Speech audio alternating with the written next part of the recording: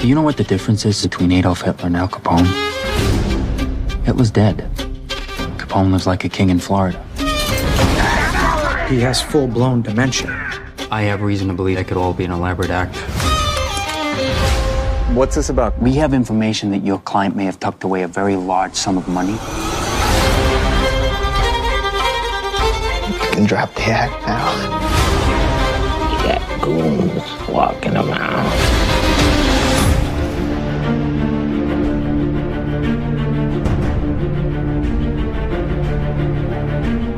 Wake up, everybody. It's the Film Board from The Next Reel on rashpixel.fm. We spoil movies. This month, we're still on the couch and desperately awaiting new release dates for all the big movies poised for release around the world. Some have been trickling out into theater-at-home releases, and we're trying to capture them as they come out so that you can hear all about the abbreviated entertainment industry in this pandemic era. So until we can get back safely into our beloved theaters, you can count on the Film Board to give you a monthly dose of streaming movie medicine. Capone, that's what we're talking about today. Capone was released to the various online outlets on May 12th and set some records for streaming rentals. At least that's what the company that put it out will tell you. It's got some really big names in it with Tom Hardy as Capone and Matt Dillon, Linda Cardellini, and Kyle MacLachlan too.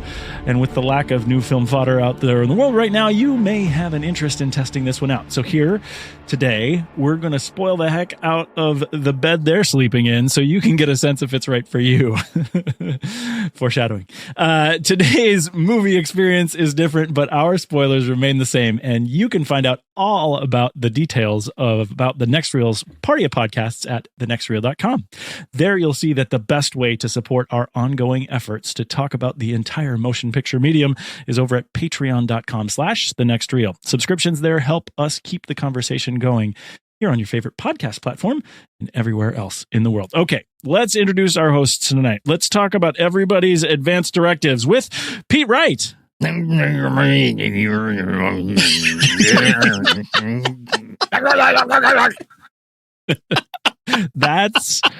about right when we're talking about. I was looking for the right quote. That is a good quote. I don't know how to spell it though, so we're going to do something that's a little more verbal for the quote on the film. Okay, how do you feel about euthanasia, Steve Sarmento?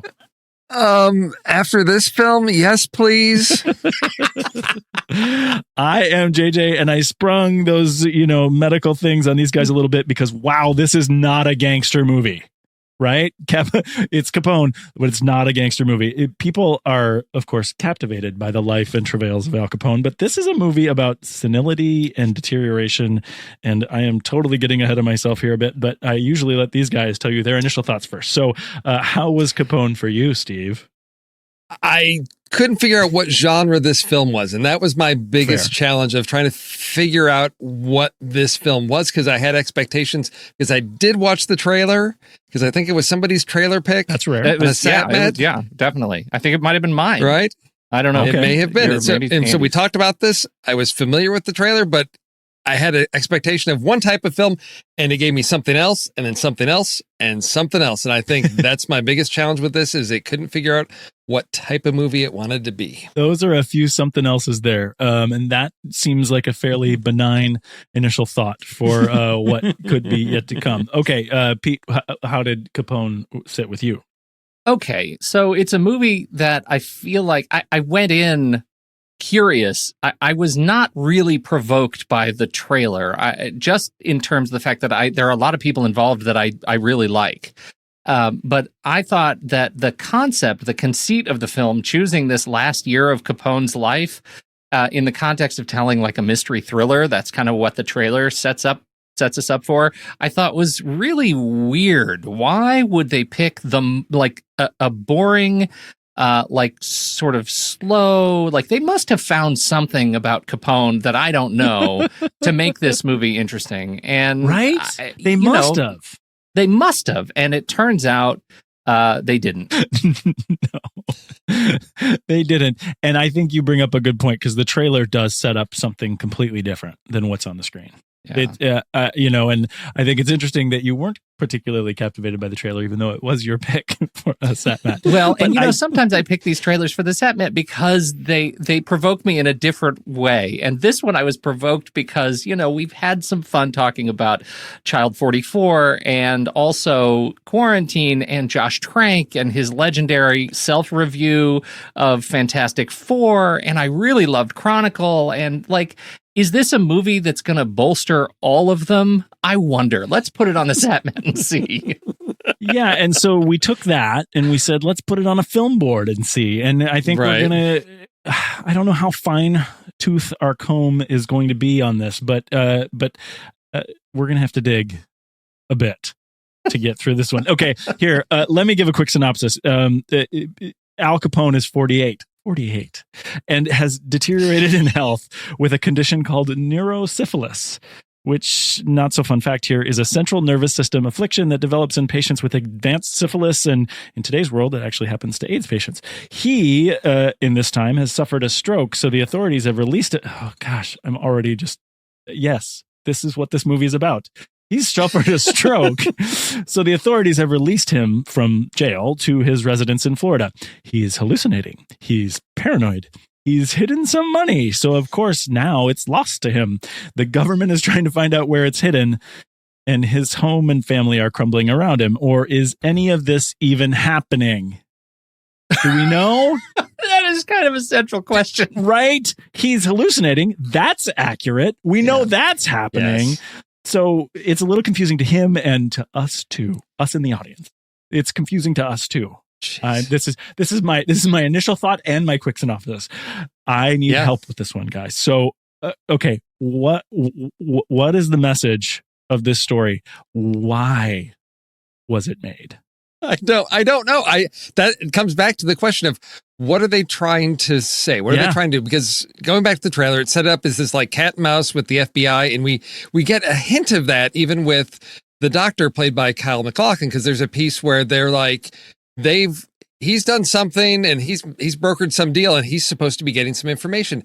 We have one scene of that where he's having Al draw, pictures, and he's, holding up, the platypus picture and then the bag of money and trying to, but that's it. We don't get anything else out of that. And then the one scene from the trailer that was the FBI agent interviewing him is in the last 20 minutes of the movie.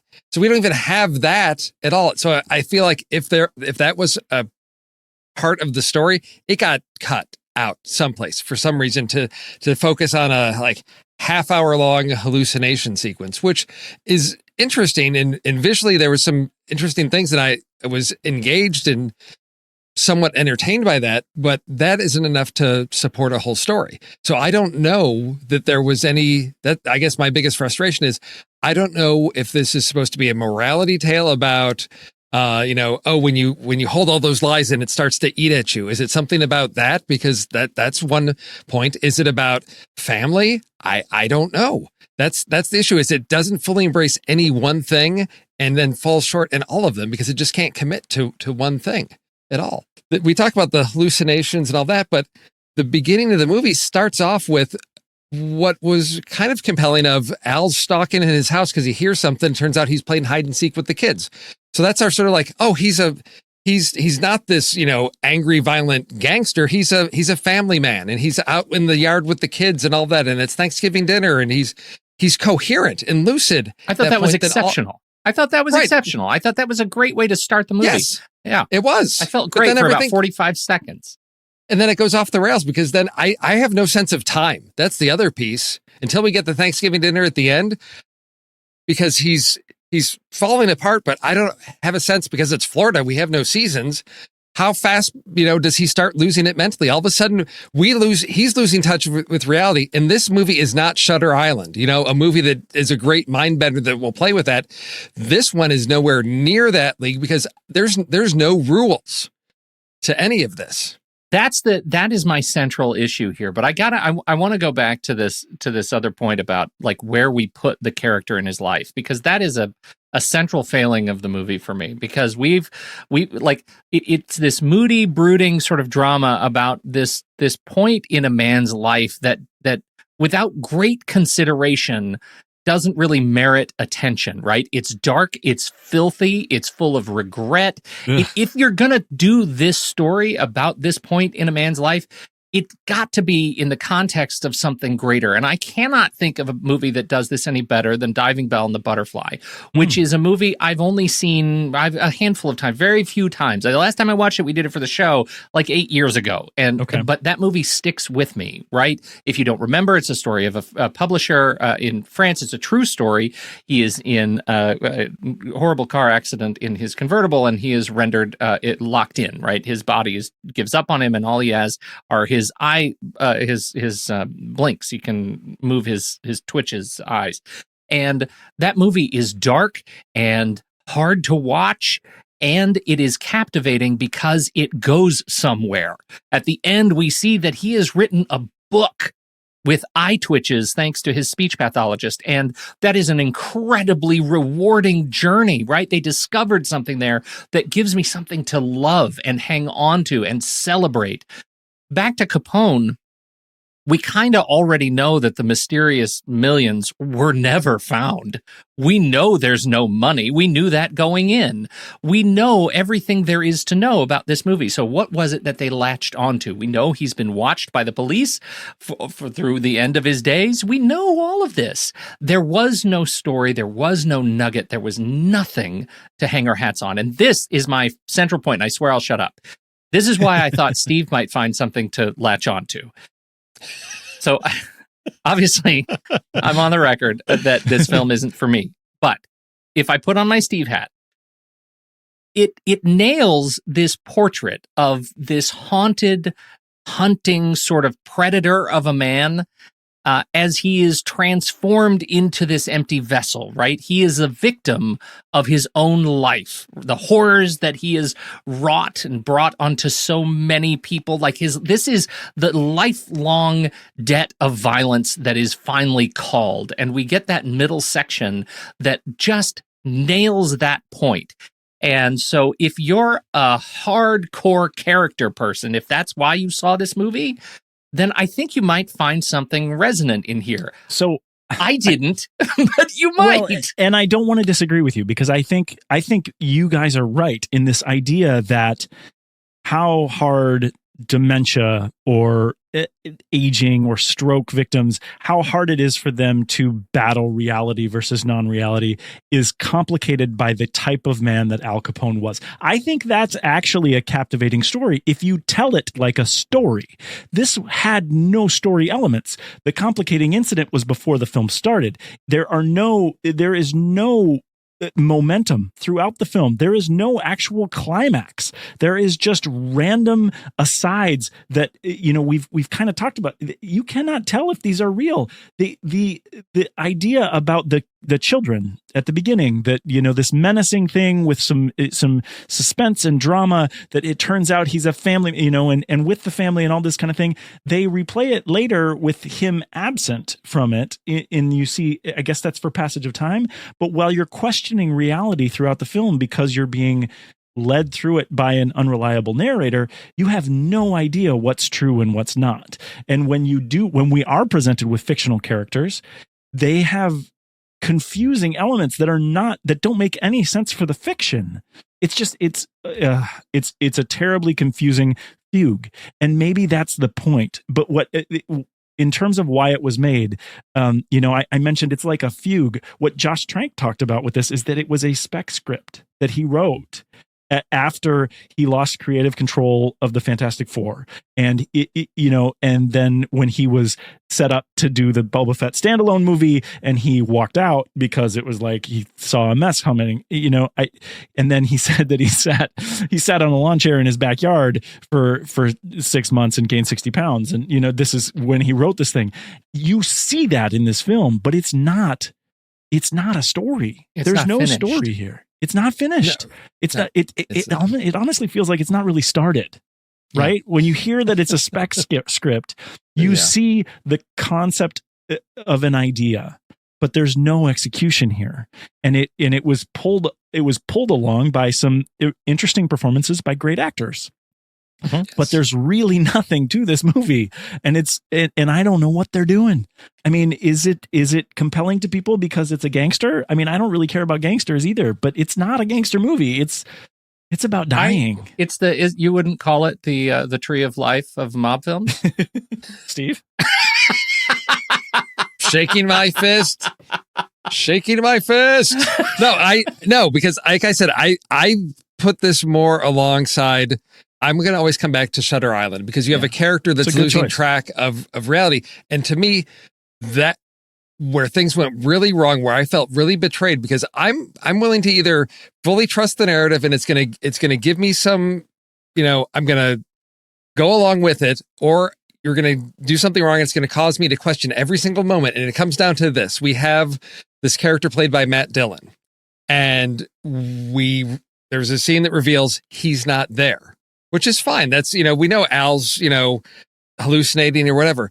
The problem is there is a scene when that character is introduced that is somewhere completely else. And that is if Al's hallucinating somebody else having sex with a woman, answering a phone call saying, hey, I've got to go to Florida to visit Al, that makes no sense to me at all. It's the most nonsensical everything else thing. He's hallucinating takes place there in Florida. What is that? There's no context to the hallucination. Well, and you bring up Shutter Island. I think Shutter Island's fantastic, but Shutter Island, the story is Dennis Lehane, right? Like, it's an adapted screenplay. So that's where you get a great author turning in an exciting, compelling novel into a film. This is there's no basis for understanding in this movie. Yes. Well, so do we get that all out of our systems? Well, I don't think so. I have to say, I've said this anecdote before about this movie because it's infuriated me. But really, watching this movie was like watching my mom die if she was a gangster. Like there was no joy. There was no interest. There was just weakness and frustration. And those kinds of movies are fine, right? I mean, I know they might not be fine. Again, it's not for me. That's fine. But I know that character studies that live in grief are fine. They exist, and they can be wonderful movies.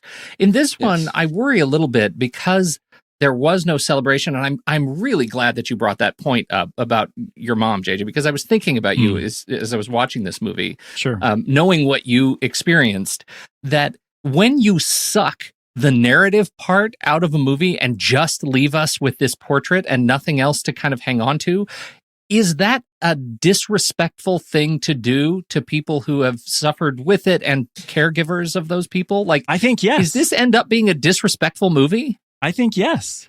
I think it's just to both. I mean, where is the depth of emotion in this? There isn't. It's at best it's an apology, right? It's an apology for how bad Al Capone had it in his last year. That's all I can imagine. Yeah. But like, you bring up the caregivers, like they're given there's no depth of character for them either. There's nothing here. In spite of, onto. I would say, Linda Cardellini doing her best to suck a little bit of energy out of her part. Right. We get glimpses of her. I think the exchange where she smacks him around and he spits on her. It's brief, but she's in it. You can tell she is in it, and I adore Linda Cardellini. I think she's fantastic. And the post-slap scene of her weeping at his bed. I mean, that's heavy. It's heavy, but it's not. Again, it's not part of the story. It's just part of the deterioration. Right. And that sort of character study is fine. To watch great actors doing hard things emotionally on screen is a reason to celebrate in and of itself. And that's one of the reasons that I'm conflicted about this movie, because, Tom Hardy put himself up there. I mean, hard. Yep. And there is reason to give him some real credit for what he was doing. I did have trouble, I think, with some of his portrayal because it felt like a radio station that wasn't always like able to tune in. That's ironic. They actually do that multiple times in the film. Yeah. Hallucinations on radio that are not quite tuned in. No, anyway. Yes. Well, and that's it. Yeah. And so, but I think his, the character makeup, I did not find his performance was transcendent to the point of me forgetting it was Tom Hardy. And some of those big makeup performances, you get that experience. I didn't get that here. Yeah, now I really liked it. I did find it was transformative. But I'm a huge Tom Hardy apologist, and I think for the people who are middle of the road on Tom Hardy or go positive and negative with him, I think this is going to show up as a negative one. This is going to be, like you said in your introduction, Pete, this is going to be one of those that people kind of mock in terms of his delivery.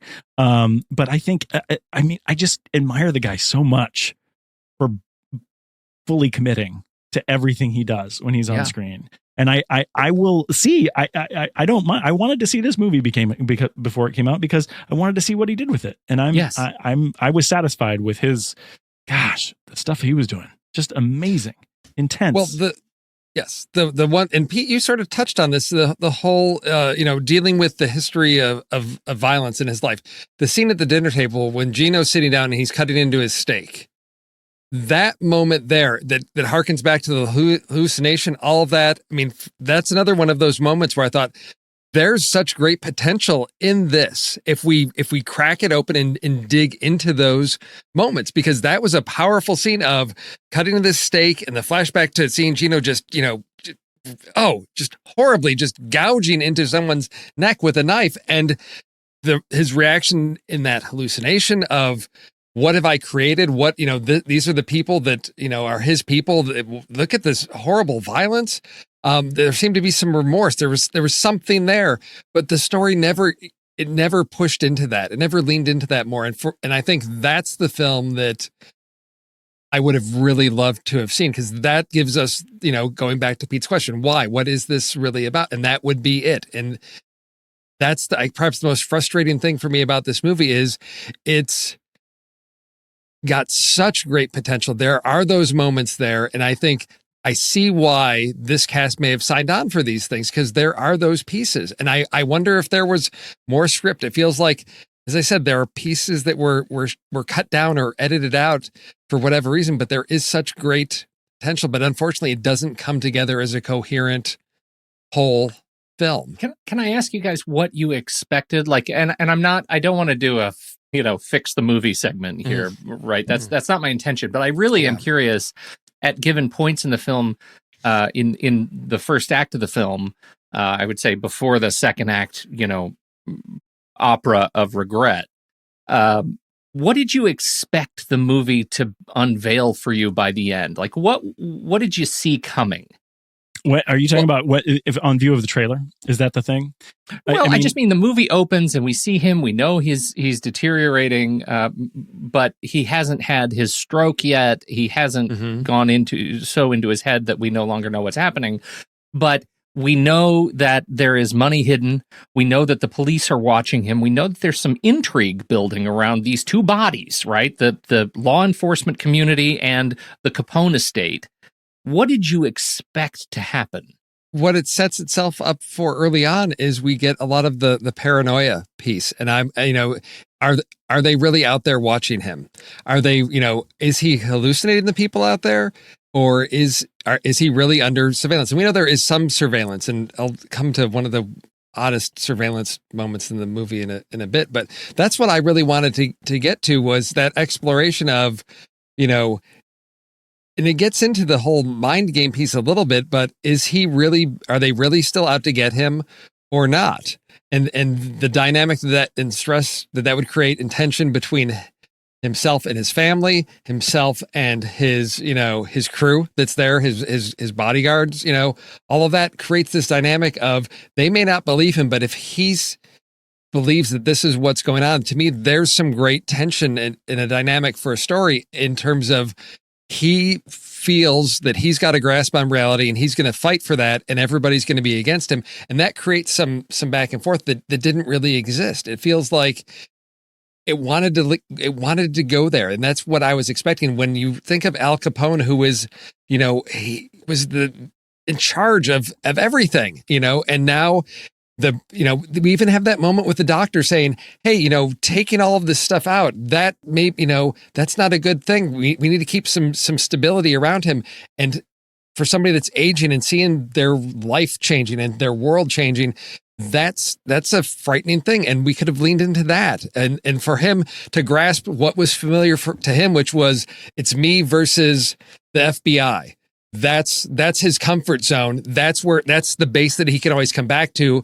That's his point of strength. That's what I was expecting the story to get into. Yeah, and the battle of him having to get to the point of, does he cling to that, or does he have to let that go, just as he's letting go of the statues and all the other things that represent his kingdom, basically. His identity. His identity. Yeah. I felt like, for me, I always go to a little bit more, I think, basic narrative. But to Steve's point, the conflict, I wanted some conflict between these bodies. Although, of course, we have now set a new rule for the movie that if Matt Dillon can have sex in another town, and have that be ostensibly part of his hallucination, maybe the entire FBI and all of the meetings the FBI holds when they're not at his house are also part of his fantasy, and then the movie is solved. It is the entire thing is actually Capone's inner cinematic. We assume Kyle MacLachlan is real. We assume the Doctor is real. Right. Yes. But we do. But have to. But as long as Matt Dillon can have sex and be fake, then maybe the Doctor is fake too. Well, or I know he's not fake because the movie's breaking its own rules. I absolutely know as I say that. I'm joking. But the hypothetical climax when Capone gets the gun and shoots his gardener, right, and then goes on a rampage and shoots all of the people who are there seemingly to protect him because he's hallucinating that he's hallucinating, and then he didn't go on the rampage, but he actually did shoot the gardener. Uh-huh. What? When? How? Where's the break? Yeah. What's the real and what's the not real? Like he's hallucinating that he is hallucinating that. It's so maddening. Which gets to the point of, for me, I thought, okay, we've got the fact that he's paranoid. He thinks he's seeing people out in the swamps and all that. So when he goes into the bathroom and there's somebody in the bathroom, I thought, if this guy's that paranoid, that scene made sense if we had a dynamic set up where his perception was being questioned by his family. But for a guy that's paranoid and knows that he's seeing the FBI out there with their binoculars, and he walks in and there's some guy in his bathroom in the bathtub and he just looks at the guy and walks out, I thought, this is so inconsistent. I do not understand. I have no basis for understanding his reaction to this at all. How did you make that canon in your head? Was the guy real or was he a hallucination? I at that point, because I had to assume that he was real because we hadn't had any imaginary characters yet. Right. And because we see, I can't remember, was it Gino now who actually unlocks the door when we have the flashing light signal from across the lake? Yeah. So there is some sort of collusion going on between who is in the house and who is not. We know that there's somebody's coming in to bug the house now. And he's discovered by Capone, who can't trust himself. And so he sees this thing, ostensibly sees it, and then doesn't trust it and doesn't say anything about it. That's where I was, and I thought, that's a clever way to do this. That's a clever way to demonstrate it. But what made you think that he was questioning that? Because we'd never had any indication that he was questioning the reality of anything else. So why would he have to question this guy standing here in his bathtub? Steve, I think it's very clear that it's because I was rewriting the movie as I was watching it. Okay, sure. So I had to normalize things that don't make sense so that I could find some joy minute by minute. Right? There we go. There's Pete's new podcast, Joy Minute by Minute. He's rewriting the movies and recontextualizing them as we go. As we go. I need to go back to the gun scene again because I got tripped up. I got confused. I just shotgunned a bunch of questions that were one words. But really, Steve, you crystallized this for me, that he is hallucinating and paranoid, that he is worried about seeing things. And in that scene, he is hallucinating that he is actually someplace and still doesn't recognize the people that he is supposed to know and love. Mm-hmm. Right. And we have no sense, like through all of these hallucinations, that he is not able to see, like we don't have any visual of him looking at someone and not recognizing them to the point that he would shoot them. Right. There is that one part where Matt Dillon cuts out his own eyes. That was right. A hallucination. What was that about? Well, why? What is why? that? What's the message? Because if you look into the eyes, you will find the key. Empathy. He was looking. It was a movie. It's a sequence about empathy. It's a sequence about look through these eyes. Yeah. And I think that's it's the movie wearing its own metaphor, a little bit too heavily on its sleeve. Be careful how deeply you read into metaphor, because when you watch Capone defecate in his own bed, believe me, there is a metaphor in there for this movie. So that's another thing that didn't get paid off. I don't want to just keep down the line of the things here, but the boy with the balloon. Was that him? Is that him? I don't know. I thought that was him as a youth. Well, then why was he hallucinated himself when he was floating in the river outside the little house? But at that point, Capone's bald at that point. Right. Capone, was it just me, or was Capone bald? He was bald. Wearing like a brown leather jacket, like floating in the river, and the kid comes by, and I thought, okay, so the kid, if we track the kid through, there's multiple times, but before Capone, shits the bed, the kid's there, but he's all like beat up. So for a while, I thought that was Capone's guilt of something he did as a younger man to get started. Like he did something to some young boy. Rewriting the movie. That was the start of something. That was the seed of something. And to me, as a man looking back and reevaluating his life, he could key everything to the point of, this is the first bad thing he did. Sure. That's what I was hoping for, because that's the only thing I could make sense of. Why does he keep coming back to this kid? It represents something that he is trying to reconcile and struggle with. But unfortunately, I don't get that payoff. There's no rosebud in this movie. I get that too. And then the scene with supposedly the child's mother coming on to him and then being killed in a drive-by shooting while she is on top of him. Yeah. I don't know. And then what about Tony? Is Tony real? Tony. He keeps calling from Cleveland? Tony. Oh, yes. Right? Well, that is a great Tony question real? Because he's introduced by his wife, who is, purportedly real. And at the end of the movie, we have them holding hands as we have that slow pullback, and they're looking out over the empty lawn. But then who's Tony? Tony was the son of with the prostitute. Was he? So Tony's the boy with the balloon? Kid. Maybe. Tony's the kid with the balloon. Maybe Tony's the kid with the balloon. Here's the thing about the kid with the balloon. The way they used the kid with the balloon was a distinctly horror trope, right? Yes. And Yes. I think that is so stupidly unfair in this movie. Steve, you're gesticulating?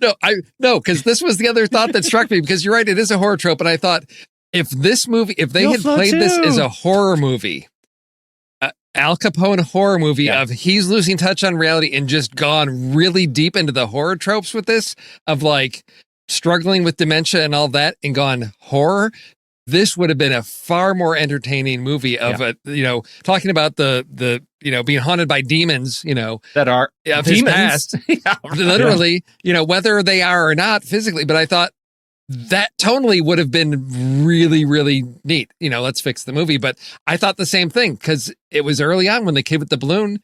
And for me, it's probably because I saw like The Exorcist on, broadcast TV in like 4th grade, and it traumatized me. But creepy children in movies, that's one of those things. I can't, it just gets to me. It's my Salem slot. It just pushes the buttons, and it's like, this is getting creepy. And I start to get all JJ. I'm like, I don't know. Is the kid going to do something? Is his face going to fall apart? What's going to happen? I don't know. You'll float too. Yes. Too. With a balloon. The gold balloons. Gold. Showing up in paintings, and it's so wild. Yeah. So, Josh Trank is the director here. I want him to be able to keep trying. This is a tough haul, though. And I mean, if I go back to the whole world of the X-Men, like is that Sony? No, that's Fox that owned Fantastic Four, and they did the reboot. He wrote and directed the reboot before he was taken. The creative control was taken away from him. But I just got to think, I look at that reboot too, and I think, why that? I mean, that's the one with Michael B. Jordan as Yeah. the Human Torch. That's one of the examples, though, of a young up-and-coming director who had some real vision, and we've talked about this, right, as that spate of titles came out, that were all young, upcoming directors who were given, who went from having, a $500,000 budget to a $200 million budget for their movies, and turns out that's a significant difference, and it's a lot more water to carry, and somebody did not trust him and what he was able to come up with for Fantastic Four. I'm with you. I worry about him. Chronicle, I adored. I had a blast with that movie, and I don't know. I'm feeling tested. This was a tough one for sure. And it's not, again, we've talked about interesting concepts that could come from this movie, and this is his writing, Yeah. And if we give him the benefit of the doubt on Fantastic Four, he just had a new direction with that, right? So like, don't give up, don't go back in the backyard. Yeah. And I mean, there's potential in here. There are these moments. I mean, the other standout moment for me is, at the end of the big shooting spree, when he's in the swamp and the alligator's there, and all of a sudden the water pulls away and it's this huge wave that crests down over him, and he's under the water with the dollar bills floating around. That sequence there really stuck out to me visually, and I thought, I don't know what this all means, but this worked for what it, for just creating some visual spectacle and doing something in isolation from story. So there's moments. It's almost like, I mean, it's a spec script. It's like, here's my reel. I got some horror stuff I can do. I can do this. It's like a whole sort of collage of things, and some work in isolation by themselves really, really well. And I think that's the one takeaway I'll have from this, is to me, it still shows his talent as a filmmaker to be able to put some things together. Perhaps, this story needed some more work, but, I can't fault the man for wanting to do something, and maybe he didn't have the clearest vision for the whole picture, but there were pieces for me that I think I would set apart and say, you don't need to watch the whole movie, but this is worth watching. This segment. It's nice. I feel like we need to throw in the conversation around Josh Trank with a conversation around Peter Deming, DP. Peter Deming, he's the cinematographer on The New Mutants. That ought to be interesting after this one, right?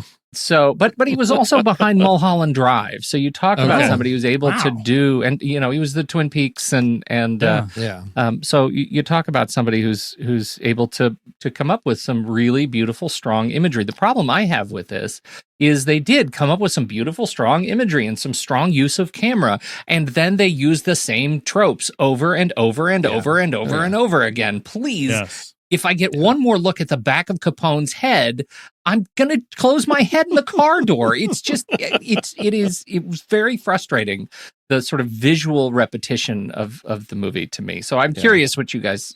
Well, if you compare it to those other movies, and of course I'm fingers crossed. I think out of everyone in the Next Real universe, I'm probably the most fingers crossed about The New Mutants, because I love the IP on that. But but if you think about Mulholland Drive, it's different than what you've said is the best hope for this movie, where we have this character-driven piece that we set up the characters and we watch them do our thing. So I think, if we want to say that's why you get that repetition here, is because my guess is that Deming is going to it and saying, set it up for the characters to give me something on screen over and over. Now, back of the head notwithstanding, but I wasn't blown away by the camera in this, and I think again the best thing we can say for this movie is that it tries to be a character piece, and I think the camera reflects that. Unfortunately, I agree with Steve about the underwater shot after the tidal wave and that kind of stuff. I think that stuff is really interesting. I think there is some creativity and insight in those pieces, but throughout the film there was just wasn't enough of it to compel me to be enjoying the camera at all. I've got to list some more credits. We've talked about Peter Deming before on the show. I'll get to that in a moment, but started out with Evil Dead 2. Come on. Purple People Eater, House Party, Book of Love, My Cousin Vinny, just talked about that one pretty recently on the Sat Mat. Joe's Apartment, musical Singing Cockroaches, Scream 2, 3, and 4, Austin Powers, International Man of Mystery, If These Walls Could Talk, From Hell. Those are two different movies. Twisted, I Heart Huckabees, The Jacket, Rumor Has It, Lucky You, The Love Guru, Mariska Hargitay. Was that one? Am I thinking of a different movie? Anyway, Drag Me to Hell, Cabin in the Woods, y'all. Wow. Right next to Oz, the Great and Powerful. Now You See Me Too. So, I mean, that's a hodgepodge of his many, many credits. And I think, Peter Deming is truly, he's a great cinematographer. And so I wonder what kind of sort of visionary breakdown they had. You made a point earlier about wondering if there's a movie that was cut from this movie. It's only an hour 43. Like, it's a short film. There's room for more story. Yeah. So anyhow. One of the things that's interesting about the credits on the film is that hair and makeup had 19 people listed in the makeup department. Yeah. And those were all for Tom Hardy's nose. No, I don't know. They spent their money there, and I think you see it. I think it wasn't transformative for you, Pete. I just think, imagine what it was like going into work every day as Tom Hardy for this role. He was constantly made up in full everything, and they change it too as he deteriorates. Yeah. Ugh. I have to say, as someone who is 49 years old right now, it hurts, man. Oh my gosh. Because I was like, wait, how old is he? Because I thought, he's got to be like, in his 60s or something. It's like 48. Yeah. Man lived a rough life. I think the two of you have had exponentially less constancy of cigars and stress. Yes. Yeah, he only turned it around to smoking carrots very late in his life. That hit me too. I'm not 49. I'm just a couple years behind you guys. But I was shocked. I even heard it in the film, and I didn't really process it until I was writing the rundown for this. And I went, "Wait, 48? That he's no way." I thought about that just the second May walks in, Linda Cardellini. I'm like, wow, Capone's granddaughter looks great. Exactly. Oh, wait, I'm sorry. What now, wife? Yeah. Yep. Right. The music. I think this is a first time score maker, and I'm not exactly sure about that, but I had read something. Oh no, there's a bunch of different things from the soundtrack, but this is a hip hop artist that goes by LP. And the real name of that person is in the rundown, Jamie Milline. I think the soundtrack, the score in particular, has a lot to do with the way that we view this film, and going to what you were talking about in the intro, Steve, where it's not really sure what it is. There was a lot of drama that was felt by the score that I didn't feel. Mm-hmm. And I think if the angle for this film was horror, like you mentioned, you could tweak the soundtrack quite a bit to take it that direction. I never really vibed with the score here like that, but I'm excited that there's a new person here that's doing a score that I haven't heard before. LP. That I didn't really pay much attention to the music, and I think that's probably says most of it. Well, it wasn't hip hop music. And he's a hip hop artist. So, maybe that's a thing too. We've got all the movies we've talked about on this show ranked over at flickchart.com/TNR Film Board. Flickchart is a wonderful site where you can create a tournament style stack ranking of your movie preferences. So check it out and find out how your film favorites fare against ours. Pete is running the show tonight on Flickchart. What do we got? How about Capone versus Beirut? Beirut, yes. Hey, Beirut for me too. Excellent. How about Capone versus Japanese Wolverine? The Wolverine. Japanese Wolverine. Yes, Wolverine. Yes, Excellent. Wolverine. Now it gets fun. How about Capone versus Oz the Great and Powerful? See, now I ranked this on my Flickchart, my personal Flickchart too, and I actually put Capone over Oz the Great and Powerful. Really? I don't know that I still feel that way. So I want to hear what you guys have to say, because I think I would change the vote that I had on my personal flick chart based on that. It's been a long time since I've seen Oz.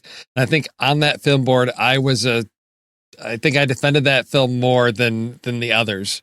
I enjoyed it. I know there's problems with it, but I would take that over Capone, definitely. I think looking at the two movies, I didn't like Oz the Great and Powerful, and I also have more fun watching it. It even just judging it as a visual spectacle, it's got some things going for it. Thank you, Peter Deming. Oh, here we go. How about Capone versus Child 44? Oh, see, it's about time. I'm going to say, I was going too fast for that one. Anyone else have an idea? Take a knee, JJ. Too fast. Too fast. I was ready, and then I said, wait. I think I'm going to pick Child 44. Yeah, I didn't have as many issues with Child 44 as the gents did on the film board, and that may have been one of those experiences of just like tonight where you sort of just feed each other and it just inflames, and just, there's problems with it. But again, I think we've consistently said, there's no story here. That's all right. When it comes I'm with Child 44. That's weird. How about Capone or Guns Akimbo? Oh, wow. Oh, that was just last month, wasn't it? Uh-huh. Oh, it's the battle for the quarantine king. Yeah. I think I'm going to pick Guns Akimbo. Yeah, because that's just... Grit your teeth and say it, Steve. Well, here's the thing is, I'm trying to think about how I felt. I mean, I wasn't angry at the end of Capone. I mean, I was more bored than anything in some parts. But there are sequences that work really well. And I'm just trying to think how offensive some things in Guns Akimbo were. But I'm Capone on this, so we have a split. Yeah, because there's some things where it's like I'm gonna skew to the arty side sometimes. Not that this is great art, but I Guns Akimbo left a bad taste in my mouth on some things. I feel okay and I'm about all that. about like John Wick and just gun fu and all of that stuff. And but that's not what that is. I will go Capone. How about Capone or the Monuments Men? Oh, see? Now Monuments Men! Love me, my Monuments Men! Where are you? I'm Monuments Men too, JJ. So. Okay. Let's just go on then. I don't want to say either name. That puts Capone at number 90 on our flick chart. That is behind the Monuments Men at 89, and it's ahead of Guns Akimbo at 91 and Black Hat at 92, which is the end of the list. Okay. Well, and we talk about this, we're in quarantine now. We're having these difficulty like sourcing new movies as they're coming out. But I think Capone is going to see a better release from being video here. I think it would be largely ignored and forgotten if it were in the cinema. And I think more people are going to see it now because it's here. I don't know that that's going to be better for it, but I was talking before about how the company that released it talked about we had a record sales, record rentals when it was released on May 12th. It's made $2.5 million in 10 days, and it was a $20 million budget. So regardless, it's not changing the landscape for anyone in terms of what it's doing rental wise. So I think part of the reason Guns Akimbo and Capone are so low is because of quarantine, and I think we will remember that in future votes here. Okay, so it's a not like for me, and I rated it a 1.5 stars, and most of that 1.5 is really on the acting performances there. Yeah, Steve. Yeah, it's a not like for me, and that's a rare thing for me because I feel like indifferent to this, and I'm at 1.5 because again. I can go artsy, but it just there was no logic to it, and then we don't have a story to back it up. So 1.5 for me. This movie was definitely not for me. It came in at 1394 out of 1451 on my flick chart, which is pretty close to the bottom. And I've watched a lot of bad movies, so it's in fair company there. But according to the algorithm, it should be a 0 star. over at Letterboxd. It is a 4%, and I'm not going to give it. I am feeling gracious with my stars, and I will give it that full-throated, supportive 1 star for the performances. The thing about that, Pete, is that you're the most honest of all of us. Yeah. Then, only because you're on the low side. But yeah, you know what? I started at 1.5, and it's our conversation that drove me down. I don't know how you guys haven't been more afflicted by what we've just been talking about. I believe it. I'm leaving what I put there before we started. So that's why I don't feel good about changing later. But anyway, what's next? Where do we go from here? We talk about struggling to find quarantine movies. We don't really know how things are coming out, but we have seen some news about releases that are coming up. And one that's coming up here in June that we're planning on talking about is The King of Staten Island. It is with Pete Davidson from SNL, and it looks to be sort of an autobiographical turn. So that's coming out June 12th. So we're going to stream it then. And then after that, in July, we've had the big news that the movie for the stage show of Hamilton is going to be released on Disney Plus. So we're going to hit that on the holiday weekend. Not sure where everything will stand with quarantine at that time, but I am so excited for that in July. I think on the music alone, it's going to rank pretty high on my Flick chart. For the main show, Pete, what series are you guys in now? I saw you guys did the Birdcage just recently. Is that right? We did. We're doing, it's kind of a combo series that we're right in the middle of. We're doing the films of Francis Weber, both the films that he's written and some that he's directed.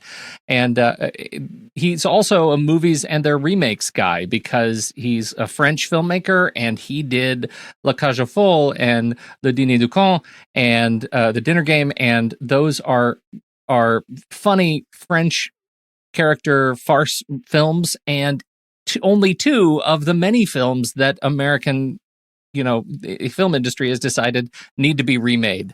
And so we also did The Birdcage, which just released this week, and Dinner for Schmucks is coming up in 2 weeks. So we've got these 2 pairs of Francis Weber and his remakes, and it has been a lot of fun and sometimes frustrating. But we get all into that in the show.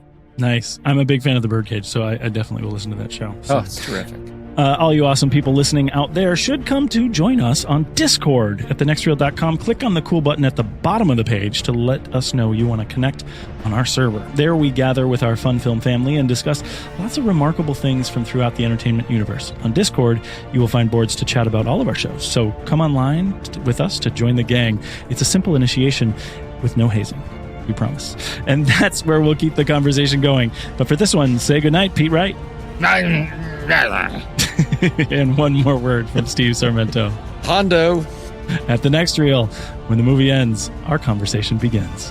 Till next.